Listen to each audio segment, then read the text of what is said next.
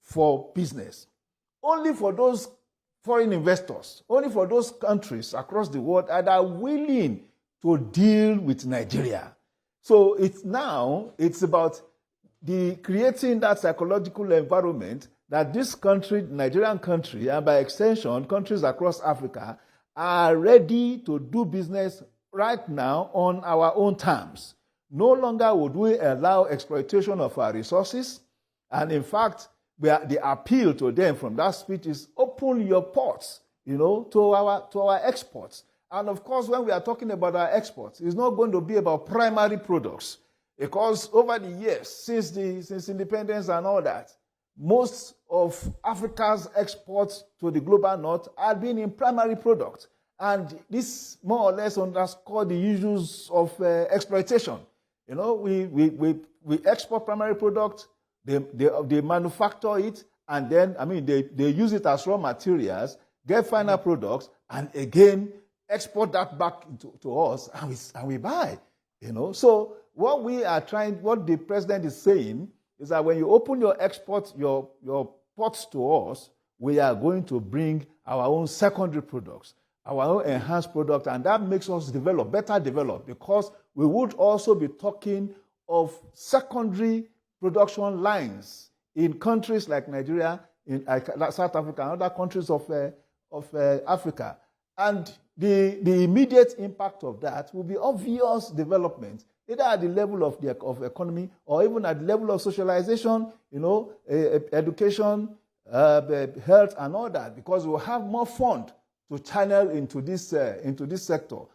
We have lived since our Independence Day, more or less, as a surviving nation. It's as if we go to bed and wake up and start that circle all over. Nothing had enhanced the Nigerian environment or even other countries, of Africa in terms of value of economic prosperity, and of course the future. And the president talked about that Nigeria, the African continent, is actually the key to the global future, because this is where you still have people who have values, people who are properly brought up, and more than that, where you have resources of all sorts that God had deposited in the continent. Indeed, and all of what you've just said, the president indicated as a, so to speak, standing up, as it were, standing up straight. That is where he spoke about seeking an equally firm commitment to partnership. That was very, very important. Yeah, partnership, but an equally firm commitment to partnership, enhanced international cooperation with African nations to achieve, indeed, the 2030 Agenda and Sustainable Development Goals. So he was interweaving the Nigerian aspiration, it seemed to me, with the more general goals of the African continent. And again, around that area, he was saying that, look, that is not to say that we haven't had our issues.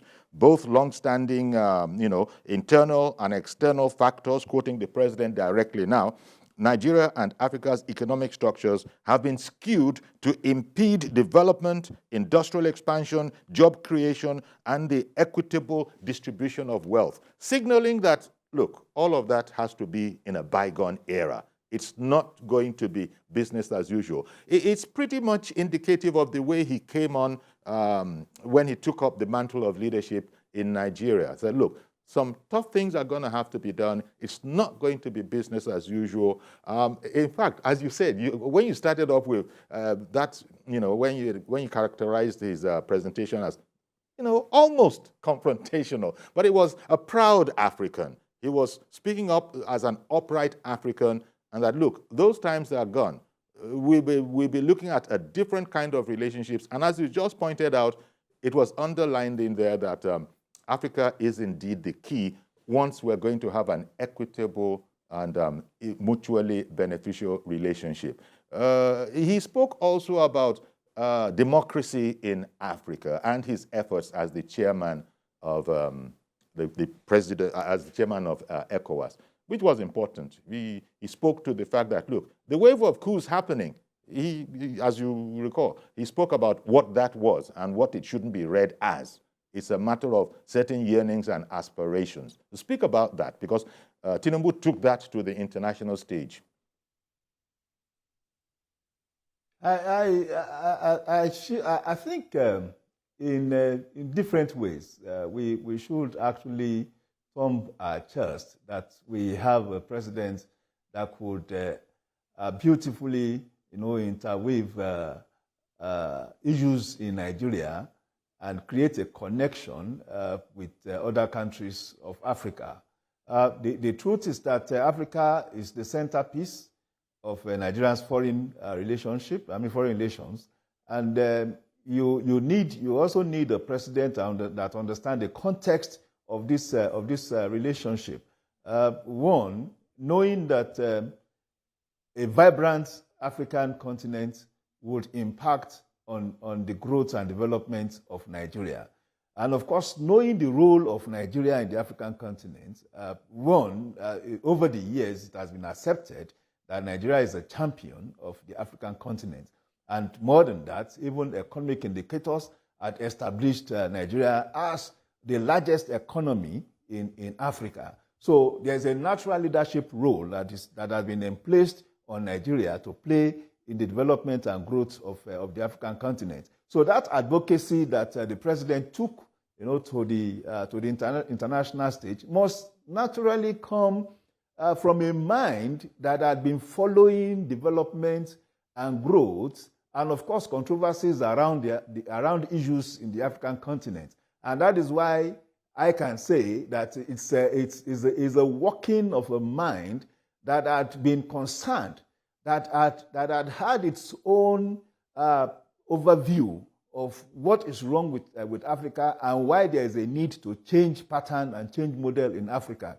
That speech, to my mind, will be the beginning or the first of many that will come thereafter. Mm-hmm. Because here we have a path to what kind of relationship Nigeria and the world and Africa should have with the world.